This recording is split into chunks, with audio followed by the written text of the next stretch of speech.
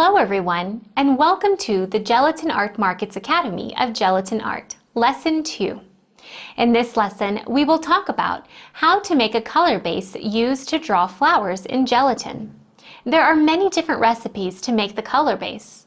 We will cover the most commonly used milk and cream color base. It is easy to make and simple to use.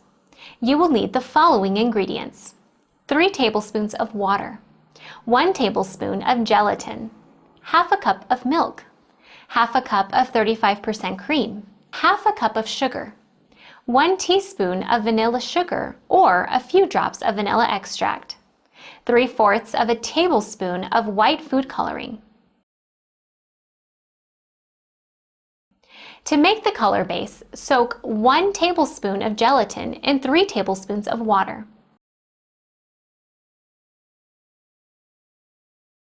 Pour half a cup of milk into a saucepan. Add half a cup of sugar. Add a teaspoon of vanilla sugar or a few drops of vanilla extract. Heat this mixture until you see thin streaks of vapor appear above the surface. Do not let the milk boil. Turn the heat off and mix in the soaked gelatin.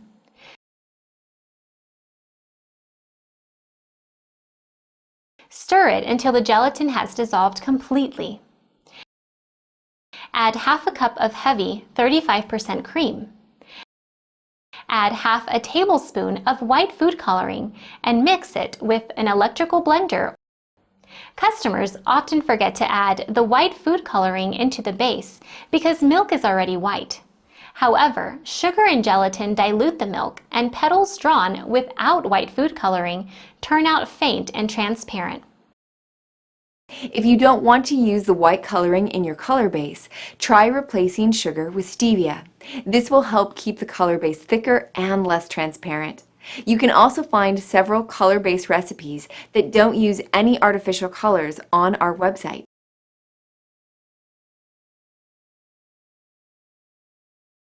When the white food color is mixed in, remove the foam from the surface and let the color base cool down a bit.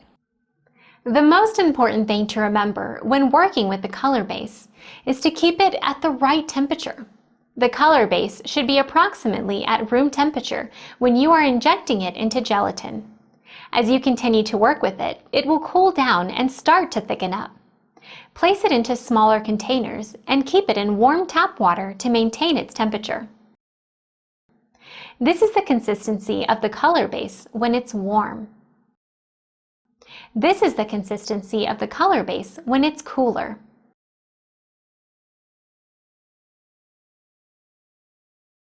If you have a larger amount of color base or wish to prepare it in advance, you can keep it in the fridge in an airtight container.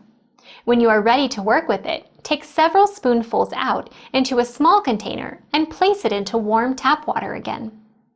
Metal containers work best for this purpose as they warm up quickly. You may need to replace the water several times before the color base is completely liquid.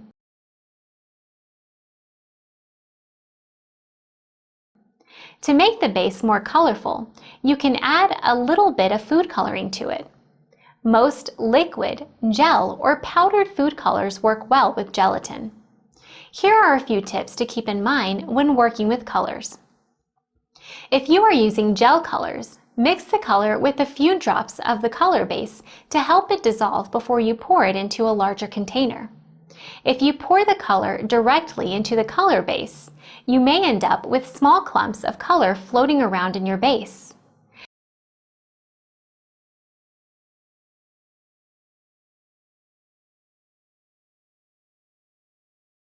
When working with liquid colors, stir the base until it's completely even. Liquid colors tend to linger on the base surface, making it seem darker than it really is. Using transparent containers helps see the true color of your base. When mixing colors to produce new shades, such as pink and purple, industrially produced shades will look different than the mixtures made by combining colors manually. You can see the difference between a mixture of red and white food coloring and the industrially produced pink color. If your colors don't look realistic enough or don't match the natural shades of the flower you wish to draw, you can add a subtle drop of another color to make it more appealing. For example, you can add a tiny drop of pink to yellow food coloring to give it a warmer tone. This will help turn lemon yellow into egg yolk yellow, but use only a tiny amount or the color will become orange. To make your leaves more realistic, you can add a tiny drop of black, red, or brown to your green base.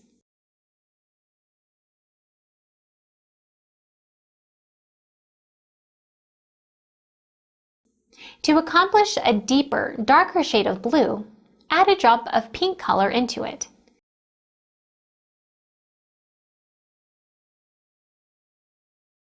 To make red more vibrant, add a few drops of yellow into it. To make it darker, add a drop of black.